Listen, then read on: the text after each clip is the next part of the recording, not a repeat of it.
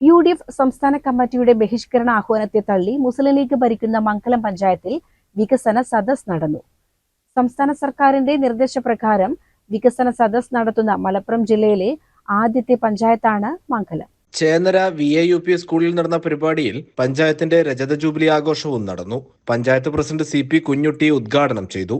ഒട്ടനവധി വികസന പ്രവർത്തനങ്ങളുമായി മുന്നോട്ടു പോയ കാര്യം സ്റ്റാൻഡിംഗ് കമ്മിറ്റി ചെയർമാൻ ഇവിടെ പ്രതിപാദിക്കുകയുണ്ട്. ഏറ്റവും ആദ്യം വളരെയധികം ശ്രദ്ധ ഊന്നി നടപ്പിലാക്കിയ ഒരു പരിപാടി പഞ്ചായത്തിൽ വരുന്ന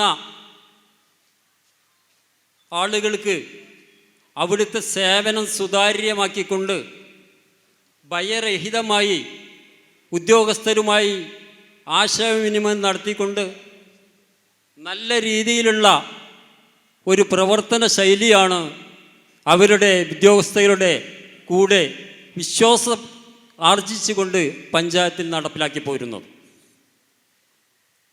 ഏറ്റവും ആദ്യം നമ്മൾ മുൻഗണന നൽകിയത് കുടിവെള്ള പദ്ധതിക്കാണ്.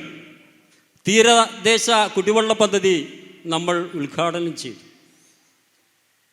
പെരുന്തുരുത്തി 14-ാം വാർഡിലെ കുടിവെള്ള പദ്ധതി 350 വീടുകൾക്ക് ഉപകാരപ്രദമാകുന്ന രൂപത്തിൽ ഫിൽട്ടർ സംവിധാനത്തോടുകൂടി 1 കോടിയിലധികം രൂപ നേടിക്കൊണ്ട് നമുക്കവിടെ സഫലീകരിക്കാൻ കഴിഞ്ഞു.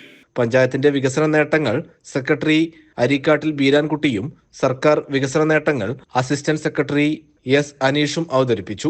പഞ്ചായത്തിന്റെ രജത ജൂബിലി സപ്ലിമെന്റ് ഗ്രാമസ്വരാജിന്റെ പ്രകാശനവും നടന്നു. പഞ്ചായത്തിന്റെ വികസന നേട്ട അവതരണത്തോടൊപ്പം സംസ്ഥാന സർക്കാരിന്റെ ഇടപെടലുകൾ പറയുന്ന PRDയുടെ ഡോക്യുമെന്ററി പ്രദർശനവും നടന്നു. 2024-25 വർഷത്തിൽ പദ്ധതി നിർവഹണത്തിൽ ഒന്നാമതെത്തിയ പഞ്ചായത്താണ് മംഗലം. പഞ്ചായത്തുകൾക്ക് ആവശ്യമായ പദ്ധതി വിഹിതം വെട്ടിക്കുറച്ചതിൽ പ്രതിഷേധിച്ചും തെരഞ്ഞെടുപ്പ് കാലത്തെ സർക്കാരിന്റെ താൽപര്യങ്ങൾ സംരക്ഷിക്കാനാണ് വികസന സദസ്സുകൾ നടത്തുന്നതെന്ന് ആരോപിച്ചാണ് UDF സംസ്ഥാന കമ്മിറ്റി ബഹിഷ്കരണ ആഹ്വാനം നൽകിയിരിക്കുന്നത്. CCN മലപ്പുറം.